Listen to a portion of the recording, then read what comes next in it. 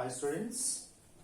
So today I am going to come up with a new topic, that is quadratic expressions. So a quadratic expression is basically a polynomial of degree 2. So you know very well what is a polynomial expression. So polynomial of degree 2 is called as a quadratic expression. So what is the basic form of a quadratic expression?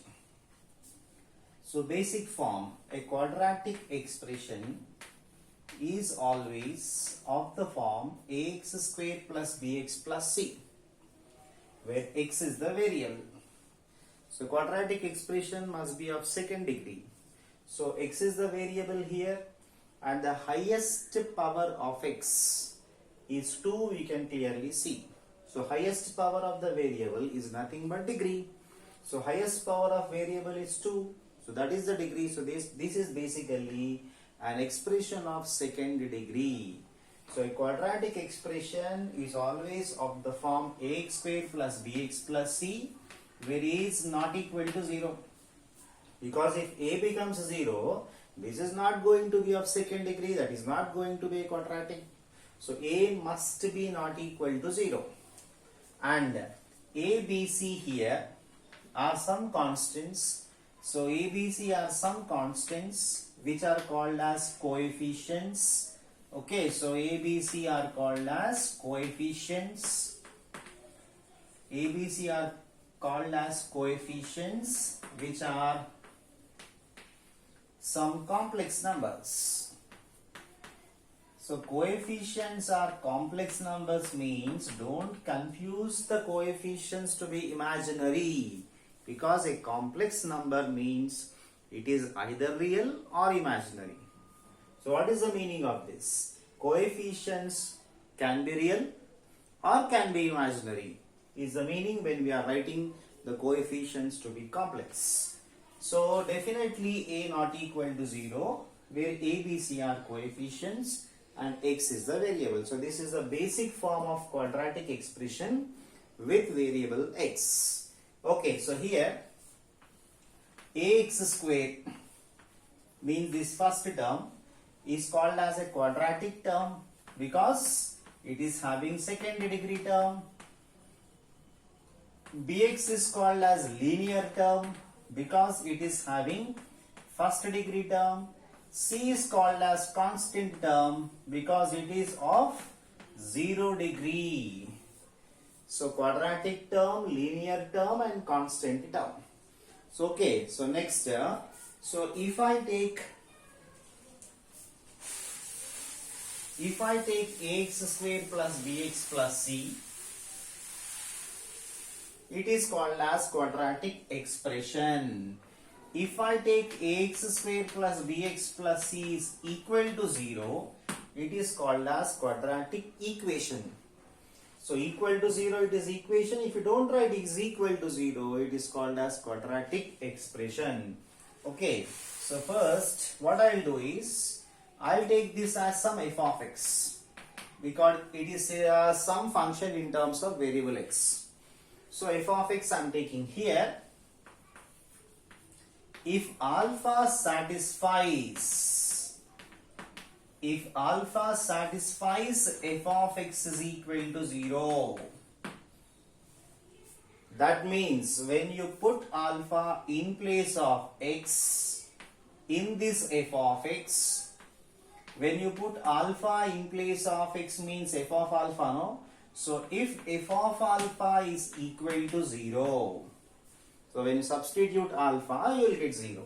So f of alpha is equal to 0. That means a alpha square plus b alpha plus c is equal to 0. So if alpha is substituted, we get 0 like this. Then what is this alpha called? Then alpha is called 0 of the quadratic expression ax squared plus bx plus c, or alpha is called a root of ax squared plus bx plus c is equal to 0. So when alpha is satisfying the quadratic equation, basically Alpha will be called either root of the quadratic equation or alpha is called as zero of the quadratic expression. So roots will be for equations, zeros will be for expressions. Because this is expression, we are saying that to be zero. Actually, meaning is same. Alpha satisfies this is the meaning. When you are writing expression, you call that as zero. When you are writing equation, you call that as root. Basically, meaning is same. Okay. So this is about a root. Okay. Now, how to solve a quadratic equation and find the roots. So whenever a quadratic equation is given, you can solve the quadratic equation by factorization method, which you have learned in your school days only. So whenever a quadratic equation is given, by factorizing you can find the roots, or whenever factorization is difficult, then you can find the roots using the formula minus b plus or minus under root b square minus 4ac by 2a. This is the formula to find the roots, which can be used for any quadratic equation. So basically, when roots are available, when factors are available, when factorization method can be done easily, we will go for factorization method only. But when equations are complicated, you cannot find by factorization method, means you go for this formula. This is the formula to find the roots. So if I separate plus and minus here, so let us take one root as minus b plus square root of b square minus 4ac by 2a. I'll take one root like this, and I will take the second root like this. So in plus or minus, we separated plus and we separated minus. I took two roots like this, alpha and beta. I am taking two roots like this. Now what happens when I add these two? So when I add these two, sum of the roots alpha plus beta, just you have to observe. Denominator is anyhow same, so we have to add the numerators. So when I add these two, square root of b square minus 4ac will be cancelled. Minus b means minus 2b by 2a you will get, which is nothing but minus b by a. So this is the formula for sum of the roots of a quadratic equation. So minus b by a means what? Minus b is the coefficient of x. So minus coefficient of x by what is a? Coefficient of x square.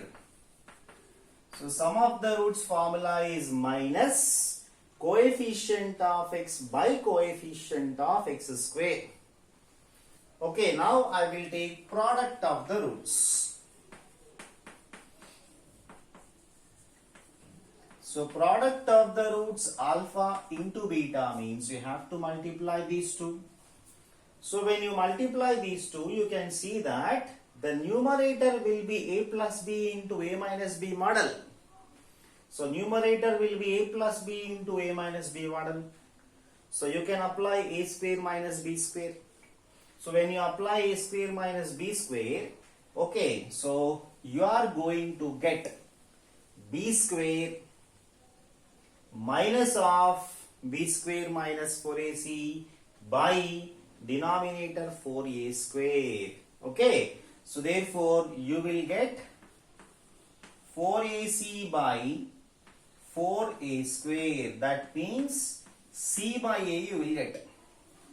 So product of the roots means c by a, that is constant term c. So c by a, c is the constant term and a is coefficient of x square. So this is the product of the roots formula, constant by coefficient of x square. So alpha plus beta, alpha, beta, sum and product of the roots, these are the formulas. Now clearly alpha, beta are the roots, whereas A, B, C are coefficients. Therefore, this is the basic condition for relation between roots and coefficients.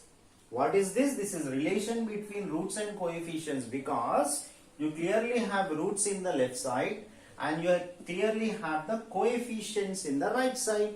So that is going to be the relation between roots and coefficients. Okay, so sum and product of the roots, these are the basic formulas which we have to remember.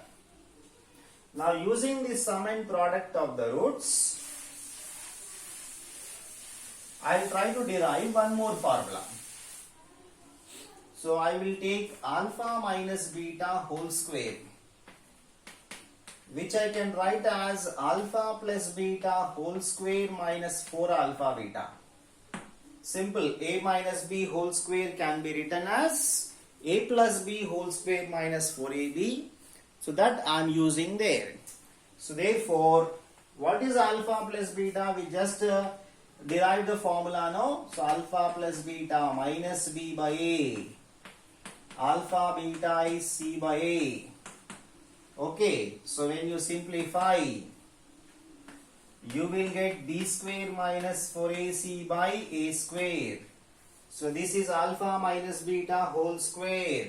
So therefore, alpha minus beta is going to be plus or minus under root b square minus 4ac by a, like this. So when I don't want this plus or minus, I will take modulus. So I can write like this also. Modulus of alpha minus beta is square root of b square minus 4ac by mod a. So this is the formula for modulus of alpha minus beta. That means difference between the roots. So if you want difference between the roots, this is the formula you are going to apply. So why I am taking modulus of a in the denominator? Because if I don't want that to be negative, I took modulus. So I don't want that to be negative. So even if a is negative, we have to get positive output. Therefore, by taking modulus, I just removed plus or minus. I want this to be positive. Therefore, we have to put mod e in the denominator. So difference between the roots formula, this is basically. Okay. Next now, I will discuss nature of the roots. So before going to that, what is discriminant? Delta is equal to b square minus 4ac. This is called as discriminant of the quadratic expression or equation. For anything you can take. So b square minus 4ac is called as discriminant of the quadratic. Why? Because this determines whether the equation given will have rational or real or imaginary roots. Whatever the roots the equation has will be determined by this value only. Why this value? You can see these are the roots. Square root b square minus 4ac is there, no? So if b square minus 4ac is negative, this is going to be imaginary. If b square minus 4ac is positive, this is going to be real. If b square minus 4ac is 0, both roots will be same. So whether roots are going to be equal or different or real or imaginary will be determined by this value only. And hence it is called discriminant, because this determines the nature of the roots. This is called as discriminant. Now using this delta value, without actually finding the roots, we can decide the nature of the roots. Because if you find the roots automatically by seeing, you can say what they are real or imaginary, you can say by seeing. But without finding the roots, by this value, we can find or say the nature of the roots. So how we will? Okay, we will discuss. And one more thing. You know what is delta now? Okay, so use here. So I can write this formula also like this now. So I can write this formula as root delta by mod a. Because b square minus 4ac is nothing but delta or discriminant. Okay, so now let us discuss about nature of the roots. Using the discriminant delta, we will discuss about nature of the roots. For example, a quadratic expression ax square plus bx plus c is taken, and the roots of this quadratic expression are alpha is equal to minus b plus square root of b square minus 4ac by 2a, and beta is equal to minus b minus square root of b square minus 4ac by 2a. For example, you have like this. Two roots of the quadratic equation we have taken like this. So, nature of the roots. First, what I am taking is, I am taking that coefficients are real. So, if I assume that a, b, c means coefficients of the quadratic expression are real, for example. Okay, so then if delta is equal to 0, what happens? Just to observe. What is delta? B square minus 4ac. If b square minus 4ac is 0, then how the roots look like? So first root will be like this, second root will be like this. So both roots are minus b by 2a only. So if delta is 0, automatically both roots are minus b by 2a only. That means both roots are equal. So if delta is equal to 0, you can clearly say that both roots are equal. And are they real or imaginary? They are real because we have taken coefficients as real. B is real number, A is real number. So minus b by 2a is also going to be real number only. Okay, so when delta is equal to 0, we get that roots are real and equal. This is one condition. Next, if delta is greater than 0, that is if delta is positive. If delta is positive, we get the roots like this, minus b plus, I am taking the delta value as 3 for example. I am taking delta value as 3 for example. If delta is 3, you will get the root like this. You can clearly say that roots are real only. They can't be imaginary. So roots are real and clearly they are different. They are distinct clearly. So clearly they are distinct. Okay. So therefore, here I can write that roots are real and distinct. Now the third case is if delta is negative, for example. So I am taking delta as some minus 2 I will take. Delta is negative, so I am taking delta as minus 2 for example. Then the roots will look like this if delta is minus 2. So what is square root of minus 2? It is imaginary only. Square root of minus 2 can be written as I root 2. Square root of minus 2 can be written as I root 2. So clearly it is imaginary. Because you know that square root of minus 1 can be taken as I, where I is imaginary, or I is imaginary means it is called as iota. Okay. So clearly you can see that both roots are imaginary because we have I. I is imaginary. We have I means it is imaginary only. So both roots are imaginary and clearly roots are conjugate complex numbers. Conjugate complex numbers means what? In the imaginary part, you have difference of the sign. That's all. In the imaginary part, you have difference of the sign. Then they are called as conjugate complex numbers. For example, if a plus ib is a complex number, then a minus ib is called its conjugate. What is the difference? Just in the imaginary term, you have difference of the sign. So these are clearly conjugate complex numbers. So therefore, when delta is less than 0, we will write that roots are imaginary and clearly distinct, and moreover they are conjugate complex numbers. So roots are imaginary and conjugate complex numbers clearly. So all these are applicable if a comma b comma c, that is if coefficients are real. So first, whenever a quadratic expression is given, you have to see the coefficients. If coefficients are real, then only these are applicable. Okay. So now I will discuss what happens if ABC are rational. If ABC are rational, for example, the main point which changes is if delta is greater than 0.